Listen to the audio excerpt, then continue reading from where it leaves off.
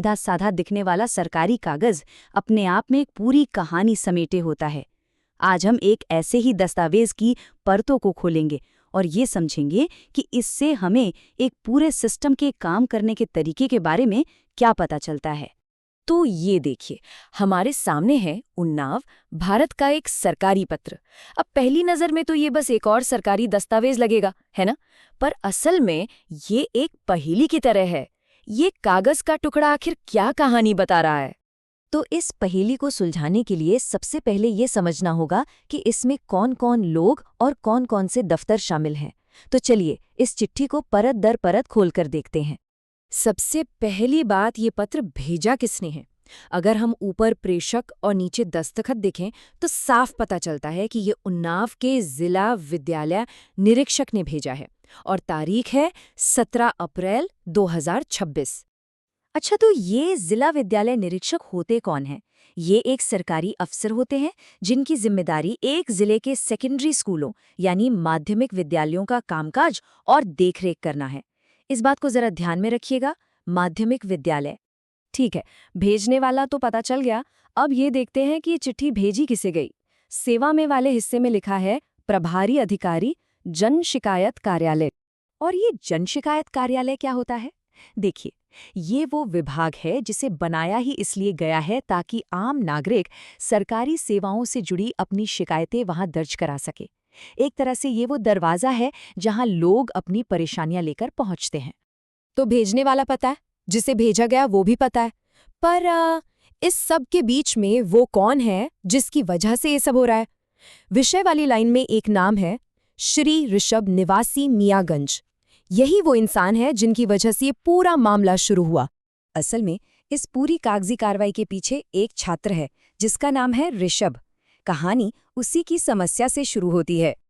तो चलिए अब इस चिट्ठी की असल वजह पर आते हैं। आखिर ऋषभ की परेशानी थी क्या और क्यों एक छोटी सी बात के लिए इतना लंबा चौड़ा खत लिखना पड़ा? तो सवाल सीधा सा है, छात्र की शिकायत थी क्या? जवाब इसी चिट्ठी में है और बिल्कुल साफ लिखा है, छात्रवृत्ति न मिलने की शिकायत। यानी मामला एक स्कॉलरशिप का था जो ऋषभ को नहीं मिली थी।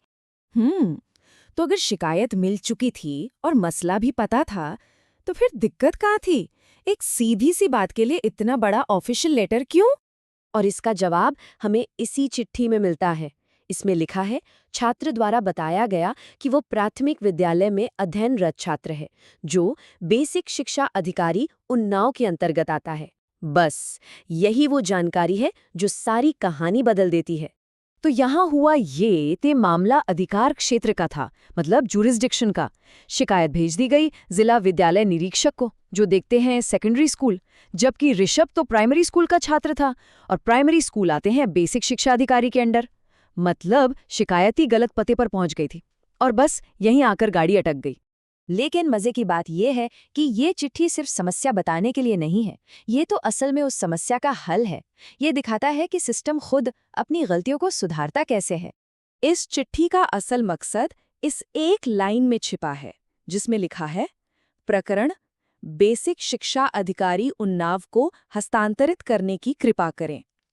सीधे सीधे कहें तो ये चिट्ठी एक आदेश है कि इस शिकायत को सही दफ्तर यानी बेसिक शिक्षा अधिकारी के पास भेजा जाए।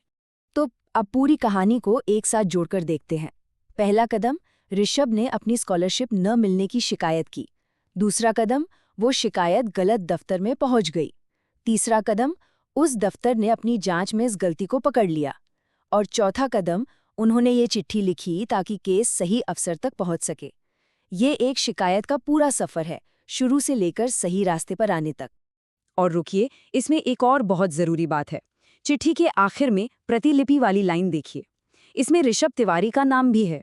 इसका मतलब है कि इस चिट्ठी की एक कॉपी खुद ऋषभ को भी भेजी गई, ताकि उसे पता रहे कि उसके केस का क्या हो रहा है।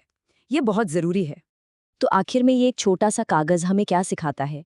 ये एक ऐसे सिस्टम के बारे में बताता है जहां जवाबदेही है, एक ऐसा तरीका जो अपनी ही गलतियों को सुधारने के लिए बनाया गया है। ये पक्का करता है कि किसी आम नागरिक की आवाज सही कानों तक जरूर पहुंचे। जो बाहर से सिर्फ एक सूखी बोरिंग कागजी कार्रवाई लगती है, वो असल में एक सिस्टम की कहानी है जो भले ही धीरे चले पर अपनी गलती सुधार रहा है। और ये पूरी कहानी हमें एक बड़े सवाल के साथ छोड़ जाती है। ये जो बड़े बड़े उलझे हुए सिस्टम होते हैं, इन्हें उन आम लोगों के लिए और ज्यादा पारदर्शी और आसान कैसे बनाया जा सकता है, जिनकी सेवा करने के लिए ही इन्हें बनाया गया है।